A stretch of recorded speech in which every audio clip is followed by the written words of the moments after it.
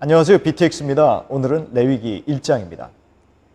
출애굽기는 성막의 완성과 하나님이 그 성막 가운데 사시면서 당신의 백성을 인도하신다는 기록으로 끝납니다. 그리고 완성된 성막에서 제사를 드리라는 명령으로 레위기가 시작됩니다. 성막을 지으시고 이제는 성막에 거하시는 거룩하신 하나님과 어떻게 같이 살 수 있는가를 가르치시려고 하십니다.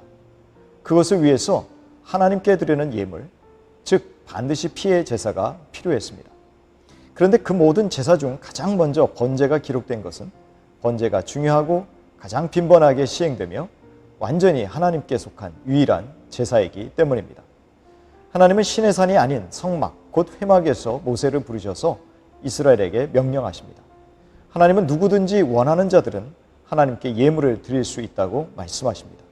여기에는 여자나 이스라엘에 거주하는 이방인들도 포함되었습니다. 그 예물은 소나 양 같은 가축이어야 했습니다.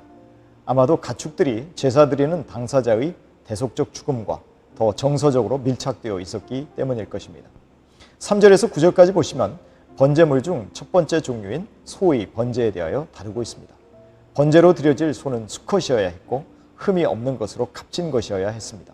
수컷은 암컷보다 상대적으로 더 비쌌으므로 번제가 화목제나 속죄제보다 상대적으로 더 비중 있는 제사였음을 보여줍니다. 또한 흠이 없다는 것은 완전하다의 뜻을 가지고 있습니다. 이 단어가 원래 사람의 도덕적인 측면 등에서의 완전함 혹은 의로움을 나타낼 때 주로 사용되었습니다. 단순히 제물의 흠이 아닌 사람의 완전함도 염두에 둔 단어 선택이라고 할 수 있습니다. 다시 말하면 이 제사를 통해서 봉헌자는 단순히 죄를 용서받는 것을 넘어서 완전함을 지향해야 한다는 것입니다. 그런 이유로 봉헌자는 번제물의 머리에 안수함으로 자신과 제물을 동일시하게 됩니다. 흠이 있는 봉헌자가 흠이 없고 완전한 제물에 안수함으로 제물의 완전함이 그의 불완전함을 대신하기를 소원하며 기도하는 것입니다. 도살은 봉헌자가 하고 제사장들은 피를 회막문 앞 제단 사방에 뿌립니다. 위치로 따지면 물두멍이 더 회막과 가깝지만 제단이 항상 하나님 앞에서 속죄의 사역을 담당하여 하나님과의 관계를 화목하게 한다는 것을 상기시키는 표현입니다. 그리하여 그들이 회막 안으로는 들어갈 수 없지만 자신들의 제사 행위가 하나님 앞에서 이루어지고 있음을 기억하게 하는 것이죠. 봉헌자는 그 제물의 가죽을 벗기고 각을 뜹니다. 가죽은 불사르지 않는 부위였습니다. 각을 뜨는 이유는 제물을 제단에 올려놓기 좋게 하기 위해서입니다. 그러면 제사장들은 제단 위에 불을 붙이고 불 위에 나무를 버려 놓습니다. 그리고는 뜬 각과 머리와 기름을 제단 위에 버려 놓습니다. 제사장이 아닌 봉헌자는 내장과 정강이를 물로 씻었을 것으로 추측합니다. 그리고 제사장은 제단에서 그 전부를 불살라 번제를 드려야 합니다. 제단에 접촉하는 일은 일반 평민이 할 수 없기 때문입니다. 자, 이렇게 제사들이 그 적절한 절차대로 이루어졌을 때 제물은 화제의 향기로운 냄새로 올라가게 되고 하나님이 흠양하심으로 속죄가 이루어집니다. 이 구절이 마치 후렴구처럼 번제, 소제, 화목제의 끝에 등장하므로 원하는 결과들이 나왔음을 표현해 준다고 할 수 있습니다. 그 결과는 다름 아닌 하나님과의 관계의 회복입니다. 10절부터 13절은 양이나 염소 같은 작은 4발 가죽이 제물인 경우의 번제 규례입니다.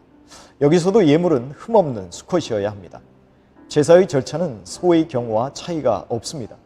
제물은 제단 북쪽 여호와 앞에서 잡고 황소의 경우처럼 그 피를 제단 사방에 뿌려야 합니다.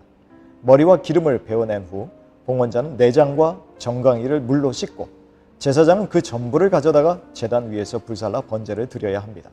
그럴 때 소의 번제처럼 하나님이 화제를 향기로운 냄새로 받아들여 제사가 이루어집니다. 14절부터 17절은 새를 통한 번제 규례가 설명되고 있습니다. 새는 소, 양, 염소에 비해서 상대적으로 저렴한 제물이죠. 하나님은 예외적인 규정으로서 가난한 자들을 위한 제물로 새를 허용하셨습니다. 그래서 앞의 두 번제들과 달리 가축, 흠없음, 수컷 등의 조건이 적용되지 않고 안수의 기록도 없습니다. 제사장은 새의 머리를 비틀어 끊고 불에 바로 태웁니다. 피는 제단의 어느 한 벽에 대고 머리를 짜냈던 것으로 보입니다. 봉헌자는 그저 제물을 가져오는 것에서 그치고 나머지 절차는 제사장이 주도적으로 처리합니다. 제물의 크기가 작아서일까요? 15절에서 말하는 모이 주머니는 배설광 부위로 보거나 모이 주머니로 보는 견해가 있습니다. 모이 주머니는 목과 몸통의 경계선에 위치하여 쉽게 만질 수 있어서 제사장이 각을 뜨지 않고도 쉽게 떼어낼 수 있는 부위였습니다. 또한 그 더러운 것, 그 내용물이 깃털인지 아닌지도 견해가 다릅니다. 그러나 내용물을 함께 떼어낼 수 있으므로 앞의 번제물의 내장 처리 절차와 내용상으로는 같다고 할 수 있습니다. 그러나 새의 내장은 바로 제단 동편의 재 버리는 곳에 버리게 하셨습니다. 새의 경우 날개 부위에서 찢는 행위는 다른 동물의 각을 뜨는 행위와 비슷합니다. 그러나 아예 떼어내지 말라는 것은 새의 크기가 작아서 번거롭게 될 것이었기 때문입니다. 새를 통한 번제 마지막 문장도 이는 화제라 여호와께 향기로운 냄새니라 라는 문구로 장식되어 있습니다. 가난한 자들의 제물이라도 제물로서 동일한 가치와 효력을 가지므로 하나님이 흠양하심을 보여주신 셈입니다. 하나님은 가난한 자들에게 은혜와 자비를 베푸시고 세심하게 배려하시는 분이십니다. 그래서 하나님의 은혜를 간구하며 자신의 형편에 맞게 하나님께 나오는 것을 하나님이 거절하지 않으시고 은혜를 베푸십니다. 정리하자면 가축의 죽음을 통해 제단에 뿌려진 피는 봉헌자 자신의 피가 드려진 것입니다. 그때 하나님의 진노는 누그러지고 그의 죄가 용서를 받게 됩니다. 그리고 가죽을 제외한 모든 부위가 제단 위에서 완전히 타버리므로 봉헌자는 하나님께 완전히 굴복한 것입니다.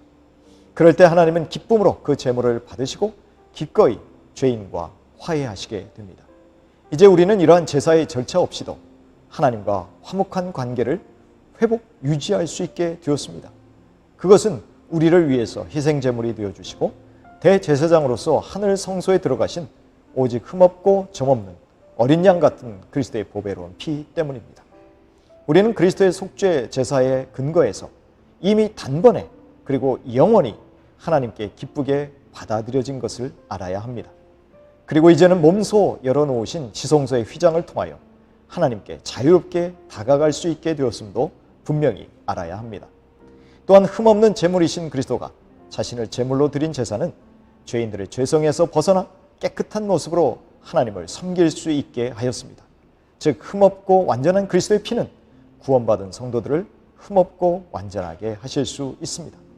그리하여 그리스도인들은 세상 가운데서 하나님의 흠없는 자녀로 빛된 삶을 살아갈 수 있게 된 것입니다. 그런데 번제는 죄의 용서를 넘어서 하나님께 완전히 굴복해야 한다는 것에 가장 큰 특징이 있습니다. 그리고 그 번제를 하나님은 연락하시고 흠양하신다는 것이죠. 그러므로 우리는 하나님의 완전하심과 같이 완전함을 향해서 나아가야 합니다. 이렇게 흠없고 완전함은 거룩을 추구하는 성도들의 변함없는 목표가 되어야 합니다.